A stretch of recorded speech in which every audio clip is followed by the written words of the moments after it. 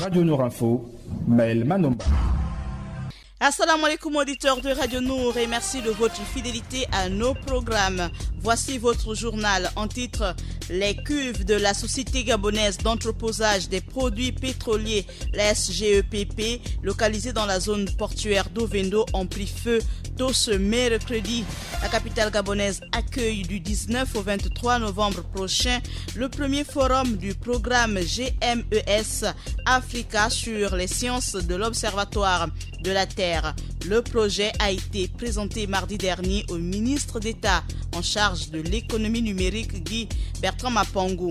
Et voici le chiffre de notre rédaction, c'est bien 55. Ensuite, Adiza Adamou nous présentera la page musulmane.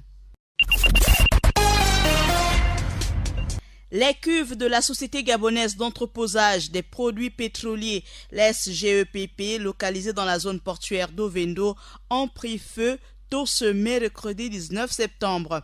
L'origine du feu, qui a commencé par une explosion, n'est pas encore connue. Les détonations ont marqué un coup d'arrêt aux activités portuaires. Selon des témoignages, les sapeurs-pompiers à pied d'œuvre ont circonscrit les violentes flammes.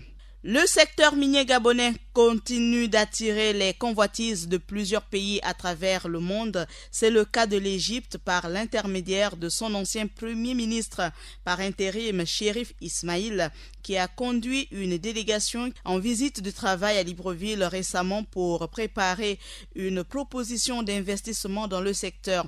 De plus en plus attractif, le secteur minier gabonais attire les convoitises de plusieurs pays souhaitant y investir. Ainsi, l'Égypte, par l'intermédiaire de son ancien premier ministre, qui a été en visite de travail à Libreville récemment et préparerait une proposition d'investissement dans ce secteur. C'est l'un des secteurs à forte valeur ajoutée de l'économie gabonaise, le secteur minier qui était au cœur des discussions récemment en vue de réformer le code qui le régit, pourrait voir débarquer un nouvel investisseur. Le 10 septembre dernier, c'est le chargé des projets stratégiques et nationaux, par ailleurs assistant du président égyptien, qui a été reçu en audience par le ministre des Mines, Christian Magnania. Les échanges ont porté sur les opportunités qu'offre le Gabon dans ce domaine, mais aussi l'expertise que pourrait apporter l'Égypte.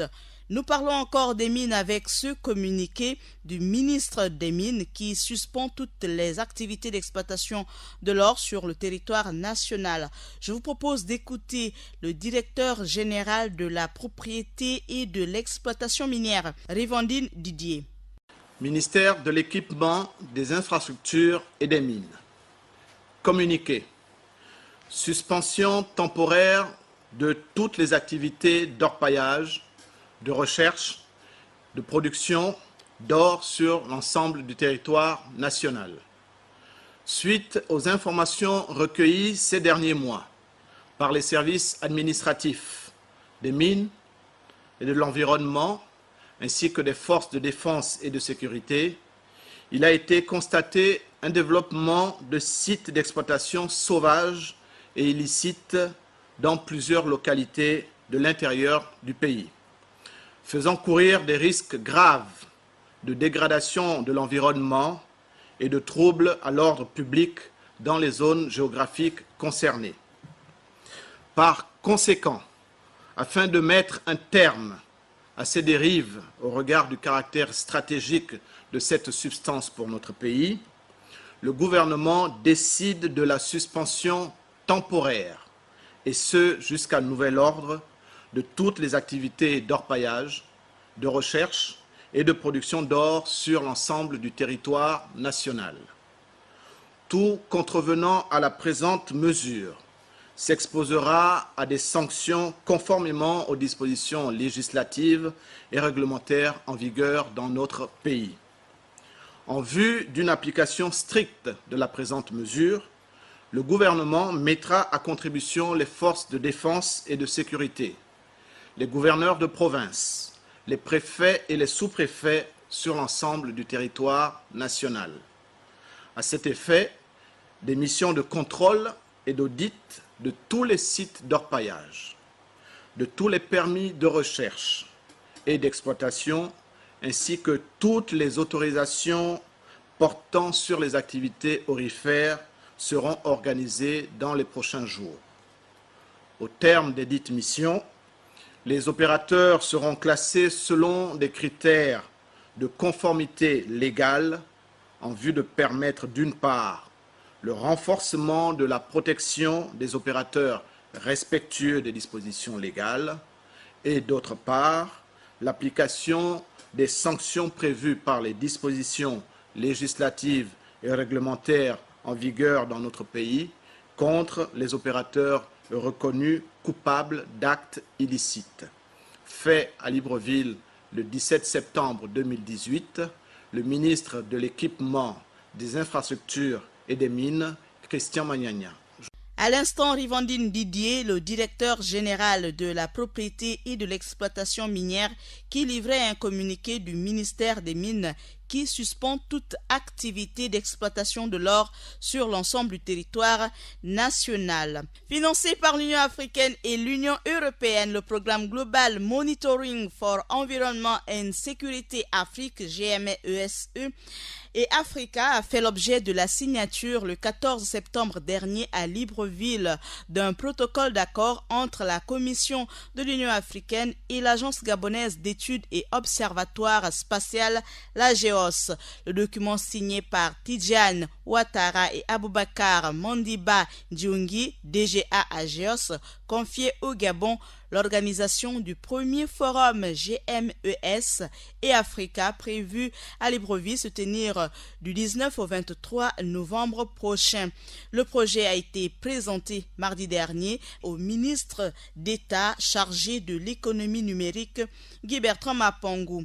Et voici le chiffre de notre rédaction, c'est bien 55, c'est le nombre de pays africains qui prendront part au forum GMES Africa annoncé au Gabon. Adiza Adamou est présente dans ce studio pour nous présenter la page musulmane. Assalamu alaikum Adiza. Wa alaikum salam Maël. Dans la page musulmane du jour, on parle au Gabon du lycée privé islamique de Port-Gentil. On parle également du président nigérien candidat à sa propre succession. Et enfin, on parle de l'explosion du tourisme halal grâce à la jeunesse musulmane. On ouvre cette page musulmane au Gabon avec le lycée privé islamique de Port-Gentil. Ouermi Oumou nous dit tout dans ce compte-rendu. À quelques jours de la rentrée des classes prévue pour le 1er octobre prochain, les représentants du Conseil supérieur des affaires islamiques du Gabon à Port-Gentil sont allés s'imprégner de l'état d'avancement des travaux du lycée islamique de cette ville. Des travaux qui avancent à un rythme plus qu'épatant, conscient des délais de livraison du chantier, devant accueillir les élèves de cette rentrée académique 2018-2019 sous la supervision pointueuse du directeur d'académie provinciale. Le lycée islamique de Port-Gentil est une volonté du Conseil supérieur des affaires islamiques du Gabon, dont l'ambition est aussi de participer à l'éducation de la jeunesse gabonaise. Initié en septembre 2017 sous l'impulsion du Conseil supérieur des affaires islamiques du Gabon, le lycée islamique de Port-Gentil, à l'image du lycée Mohamed Arissani de Libreville et du projet de construction du lycée islamique de Mouila, prend petit à petit forme. Des travaux qui évoluent à une vitesse incontestable car devant être mis à la disposition des apprenants dès la rentrée académique prochaine. Initialement sur 4 étages, avec un rez-de-chaussée des bureaux administratifs, 8 salles de classe par étage, des laboratoires d'analyse, salles de gymnastique, salles multimédia, et autres salles devant permettre aux apprenants de souffler le temps d'une pause ou mieux encore, se retrouver pour des travaux de groupe. Ce ne seront que 2 niveaux de cette infrastructure éducative qui seront livrés probablement dans les tout prochains jours pour permettre aux élèves devant regagner ces classes de rendre leur entrée effective. Dans un espace de 63 mètres carrés par salle de classe, soit 25 tables bancs pour un total de 50 apprenants par salle, toutes les conditions ont été réunies pour permettre aux élèves d'étudier dans un environnement aéré, sain et propice à leur épanouissement intellectuel. Pendant que les manœuvres accélèrent l'exécution des finitions des 2 premiers étages, de l'autre côté, l'administration connaît, elle déjà, une affluence des parents et élèves désireux de faire partie de l'effectif de ce lycée qui arrive à point nommé au moment où la question des infrastructures éducatives constitue une véritable préoccupation. Il convient de préciser que le lycée islamique de Port-Gentil est un lycée laïque d'enseignement général placé sous la tutelle du ministère de l'Éducation nationale, obéissant donc au programme éducatif gabonais. Le rendez-vous est donc pris pour le 1er octobre prochain, date de la rentrée des classes. On dit merci à Oumou pour toutes ces informations sur le lycée privé islamique de Port-Gentil, prêt à accueillir en cette année académique 2018-2019 ses tout premiers élèves. L'actualité du monde musulman, c'est également au Nigeria où le président Muhammadu Buhari est candidat à sa propre succession. Au Nigeria, le président en exercice est officiellement candidat à sa propre succession. C'est sans surprise que Muhammadu Buhari a déposé mercredi dernier sa candidature à la primaire de son parti, prévue d'ici la fin du mois de septembre et dont il est le seul candidat. C'est accompagné de plusieurs gouverneurs, des ministres et des partisans que le président nigérien sortant a remis son formulaire aux instances de son parti et a déclaré se présenter avec toute l'humilité, le sens des responsabilités et d'un désir indiscutable de servir et de protéger les intérêts de tous les Nigérians.